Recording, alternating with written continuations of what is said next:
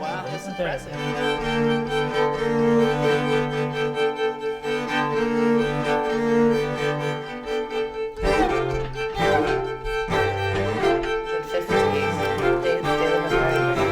This looks tasty.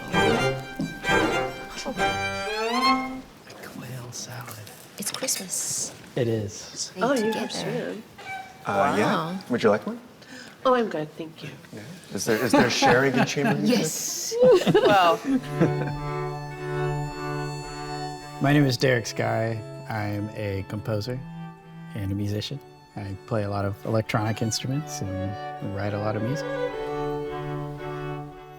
I'm Barbara Podgorski, born in Queens, New York, and I'm a pianist and I play in a number of chamber groups and ensemble. My name is Abby Faya. My main job is playing in a string quartet and whatever other chamber music opportunities, you know, bonus if they're with friends, come up. My name is Jun Han. I play the harp, and my main job is actually teaching. So I teach at Yale School of Music and Peabody Institute, Juilliard Pre-College, and Columbia. But I love playing chamber music, and I actually know Jeff. We played in many groups together. Yes, indeed. My name is Jeffrey Ziegler. I'm a cellist. In a past life, I played in a couple of string quartets. And since then, I've been involved in a lot of solo and collaborative projects. You know, when I think about chamber music, I think about small ensembles without a conductor. In my mind, it kind of points to a certain style and genre of collaborative music making. So it's almost like a subset of collaboration. And when you play chamber music, we have to communicate with each other. You have to give someone something to work with and then they give it back. It's like throw ping pong or like tossing the ball back and forth. But you're also like one person, you're creating something together. You almost have to read each other's minds. And it also feels sometimes that because unlike orchestra, it's few instruments, so the audience can actually zoom into the instruments and have a better view. Because sometimes, like we look at food, we eat food with the eyes first. Right. We listen also with the eyes, and then especially because I'm a harpist, I know that when they see a harp, they will listen to the harp. Is that why you think that the harp should be in the front of the orchestra? Advocating for repositioning here. Yes.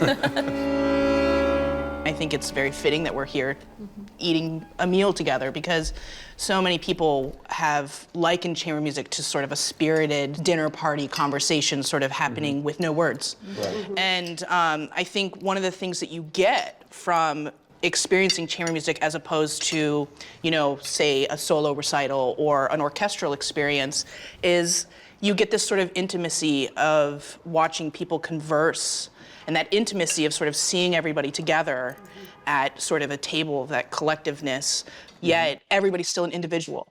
Yeah. Yeah. And that's also really cool because I love watching the facial expressions and the body language of people when they're playing music. And in an orchestra, if you're sitting really far away, you miss a lot of the details.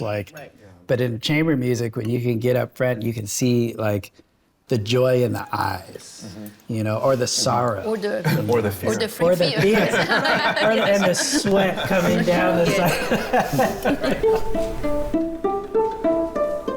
As a young child, I went to Manhattan School of Music pre-college. And when I was old enough, maybe I was like 9, they asked, like, do you want to play chamber music? Do you want to take chamber music? And I didn't know what it was. And they're like, oh, well, you get to play music with your friends, or you'll make friends. You could play piano duets where you both sit on the same bench, or, you know, that sounded fun.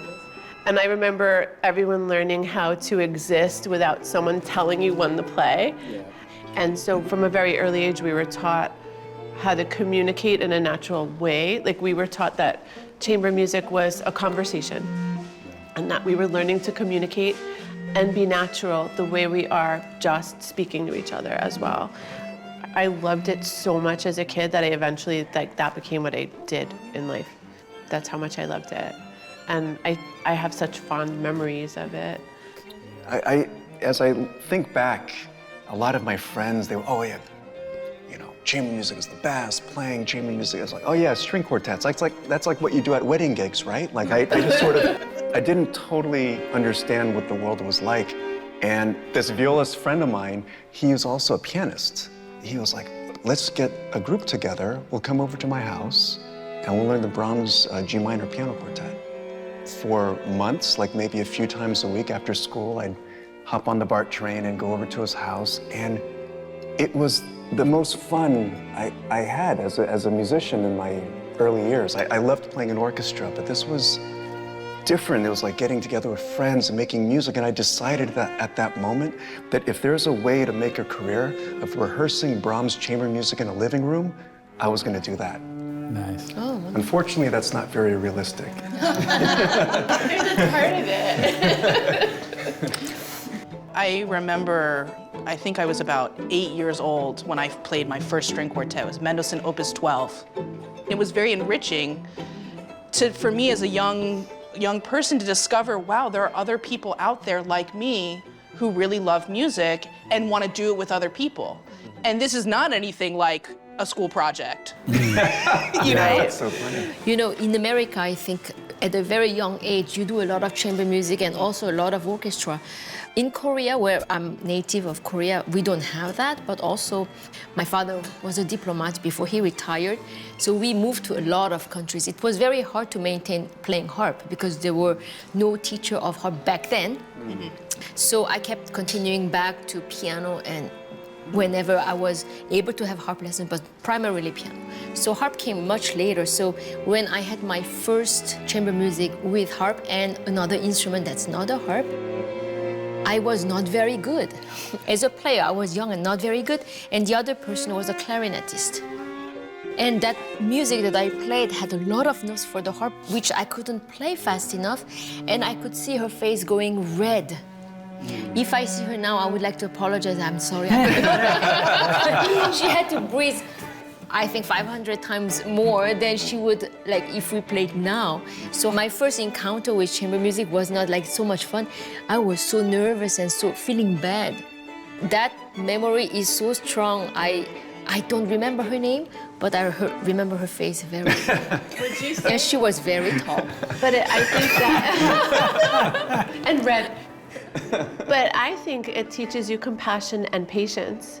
Everything you learn in your music lesson applies to life. Mm-hmm. Like, you have to be compassionate. You have to be an excellent listener as a person.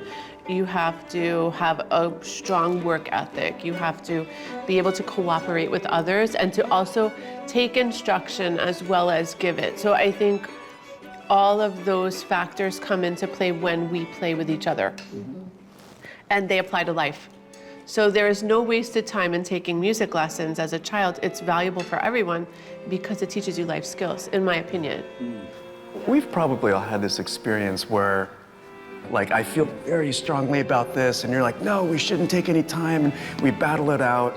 And then at some point, you have to choose a way for the performance. And how many times have you gone after the performance and realized, oh my gosh, my idea was terrible. Your idea was much better. Like, wow. Never. Never. She's on the my way or the highway route all the way.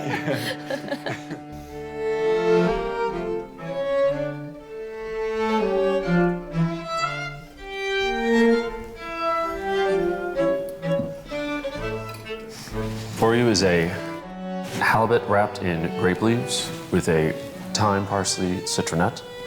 Paired it with a crisp Sauvignon Blanc from California to accentuate the herbalness. Thank you. Enjoy. Delicious. Wow. Fabulous. Cheers, everyone. Cheers. Cheers. Oh, yes. Yes. Oh, yes. You know, gotta get our eye contact right. on. Yes. Also a chamber music. No crossing. No crossing. Look at how in unison we were. We were. Yeah. Oh, this is delicious. I think there are a lot of similarities between cooking and making music. Oh, absolutely. With the meal, you're telling a story through food. Yeah, like you're going on a journey through food. The wine is paired with the meal, and sometimes there'll be multiple different types of wine paired with different dishes. And I like to imagine like each element of the music being ingredients in the food. So when something is very dissonant, that could be the spice or the sour or the bitter, and we like that. I also feel like the history of food and the history of music are very much related, right? Like a lot of dishes that we have today are combinations of things that people have tried. People have met other people and said, hey, this tastes really good. What happens if I mix this with that? And this is how like all the genres come together, you know, which is super fascinating. You know, I mean, when you're talking about the origins of this particular very specialized art form, I mean, it was literally a type of art form that was meant to be enjoyed by non-professionals. It was in homes, a way for people to enjoy leisure time. They used to play together. They used to get together. That was what they did Saturday night. Yeah. Everyone played something back then. Yeah. Yeah, I think that was all of our loves, actually. Yeah. Chamber music reading parties. Yes. Yeah.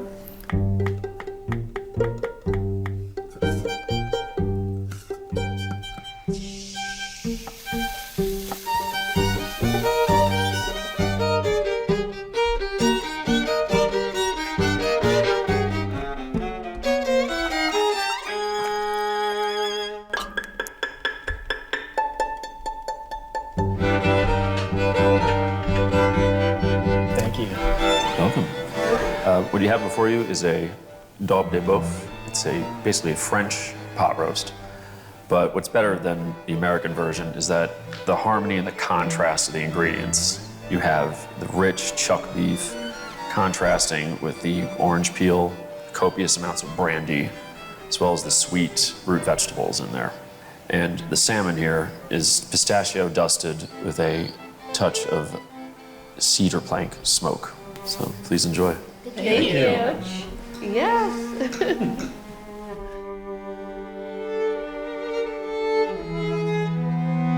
Chamber music, for me, it's one of the original forms of communication and of community building. Of, you know, going to your neighbor's house in the 1700s and 1800s and playing music together in an evening, and you see paintings and pictures of, you know, depictions of people doing this. It was created as a community building experience by nature, out of necessity, back hundreds of years ago, and it's still that way now. It's a community building experience, period. And then in chamber music, I feel like when you think in real life, you propose to play chamber music with people that you like. If you don't like them, you don't even say, let's read something together, you know? Like in orchestra, it's okay to do, like, you know, you play orchestra, but chamber music is that kind of intimacy where it's so personal that if you don't like the person, maybe the good music is not naturally coming out, but it has to be, even the working process, the rehearsal process has to be something to look forward to. So the orchestra is so big that you Yes. can hide someone in there That's that you don't right. get There are along 100 with. people, But right. the chamber music is so small with like one on a part that you actually do kind of need to have some kind of agreement with them. You Much can't be more, yeah. sworn enemies. Yes. Well, Because now- it's not gonna work. Now, wait a minute, then, is chamber music actually in trouble? I mean, it seems like there was chamber music before there was orchestras. It seems like that's probably the natural agree thing with to that. do. Orchestras are probably the outlier. Yeah. If you think about just the overall scope of music in the world and in history, small groups playing together, different instruments, one on a part, and solo, I Like would that's imagine, that's are very that's common. the norm, Yeah. right? Yeah. But it's interesting to see how playing in a string quartet, we are a small business. You know, the four of us are equal partners, sort of operating and trying to, you know, thrive and perpetuate this business model. But we don't have a large company backing us. We don't have a large industrial complex of many people in our employ that help, you know, navigate the world with us. Yeah. And I think that going back to something that you had mentioned, the universality of music is very, like the experience is always universal of how to experience music. And then being able to learn music is also universal, right? And being able to participate in music activities is also universal. And I think that a lot of people want to be involved, and in a chamber music setting, that makes it way easier to communicate with people how they can be involved than in a large concert hall. And we were talking earlier, before we came to sit down, about how people have told us stories about how uncomfortable they feel in a large concert setting because what if they clap at the wrong time, or what if they gasp because something was just so beautiful they started crying? Or they scream because there's a loud like boom, like in the like like the the middle LA of the Phil. symphony or something. But in a chamber music setting, I've seen people like, you guys can clap in between the movements, it's fine. Like you kind of talk to the audience sometimes. You break, you break that character. wall. Hey, yeah, we're gonna And try it's this more thing. intimate. Let's see if it works. And then everyone's on the edge of their seat, and then no matter what you do, everyone loves it, right? So I think that's incredible. I think for me, the biggest argument to keep and preserve chamber music is in a world where we are growing farther and farther apart from each other. Something that can be a focal point for people to feel connected. And I think chamber music is such a great example of doing that because it's not overcomplicated. You know, you have up to, 8 or 9 people, one on a part, without a conductor, without somebody making the decisions for the ensemble. The decisions come collectively. And, you know, when people come into that environment, they can feel as though they are valued as an individual. They're not just one of a school of fish. Yeah. And people are encouraged when they see other people doing it, right? So then it becomes like this community event, like you were saying, like, hey, this is really fun, like, right? Yeah.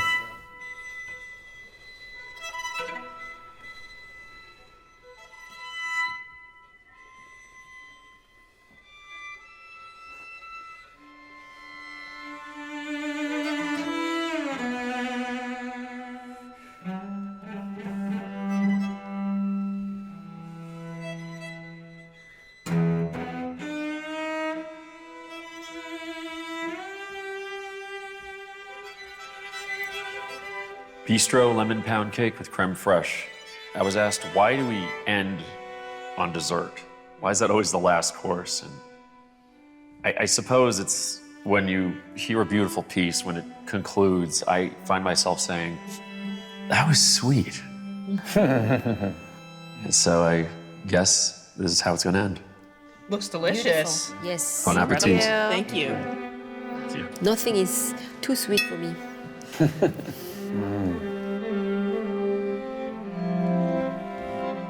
So June, is there like a piece of music or a sound or a instrumentation or a style that kind of evokes dessert for you? You know, I have a very big sweet tooth, but in dessert there are so many different kinds of dessert. There's a sorbet and there's a lava cake and there's a lemon pound cake, you know. But because I'm a harpist, I tend to go to my own instrument because that's what I'm most familiar. But I would have also mentioned a sonata like Haydn sonata. Sometimes it gives me so much joy. It's never too heavy, never too light, just very unctuous, you know, right? And I don't think it's a steak. I don't think it's a salad. I don't think it's a cheese plate. I think of it as a dessert for me. Yeah. What about you? I always think about, in the context of music, dessert is a little sort of bonus. A little like, in my string quartet, we call them candies. Bonbons. Bonbons. You know, it's funny because in the standard way in which concerts are always set up, the largest piece on the program usually finishes it. And then, you know, where do you go from there? It's like ending a meal on like, you know, steak and potatoes. Right. I mean, that's a lot. Yeah. And so for me, I think sort of, you know, this idea of like a little sort of digestif, a bonbon, something that's short, compact, that can sort of, you can just let it waft over you as you're sort of digesting before you make whatever walk or drive home from the meal you're going to embark on, something to sort of relax. Yeah. A lot of times I feel like the last piece on a program is like the most bombastic, it's big. And then we'll come back out hoping there's an encore. We always prepare something because when you're in such a small setting, and a lot of the people like get to know you, they come from the neighborhood and they repeat customers. And so we prepare 1 or 2 encores, and I kind of find like they're like a little dessert, like a bonbon. Yeah. Nothing too heavy and big and crazy, but something nice and light, like light and lively, like a minute or 2. Yeah. That somehow relates to the pieces that you were playing.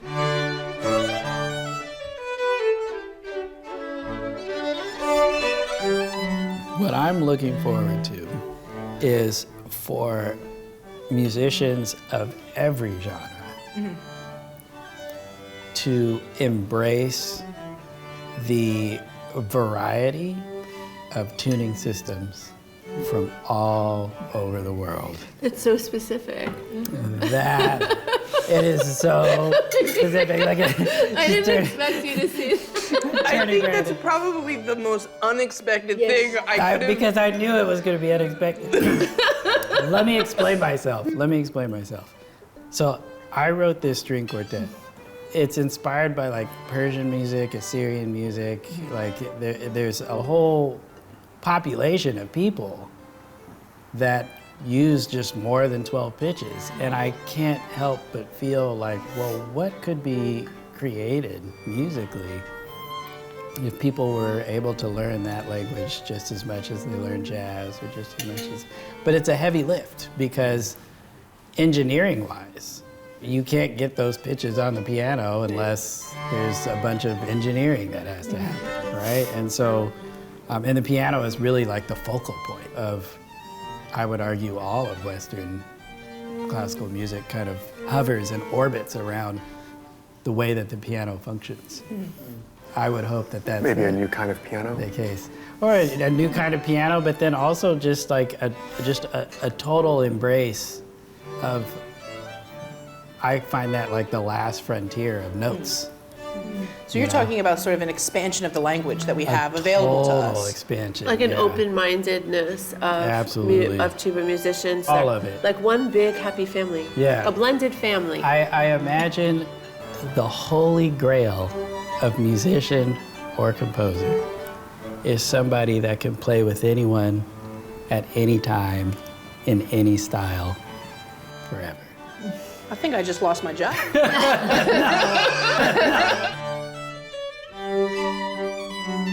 So, what would you suggest are the best entry points, the best ways for people to want to be involved in either playing chamber music or listening to chamber music?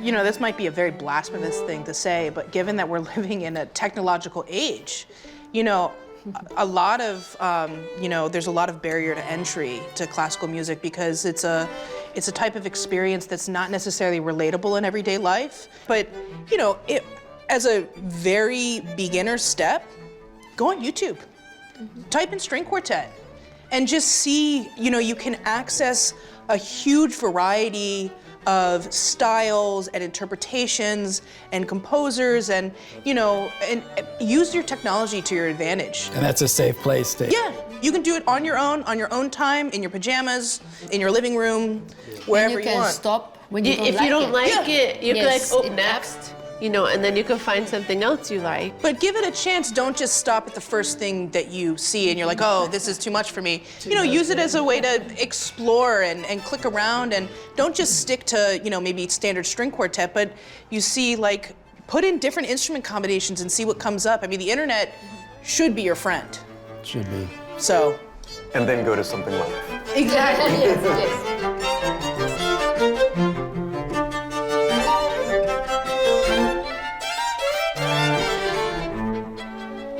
Well, this has been quite a treat to converse with you all this evening. Absolutely. So what should we cheers to? Chamber Chef. music. Oh, to the chef. And the chef. Cheers to the Chamber chef. music Thank is the chef. you. Yes. Yes. Panoramic eyes. Yes. Right. This was a decadent evening. Yeah.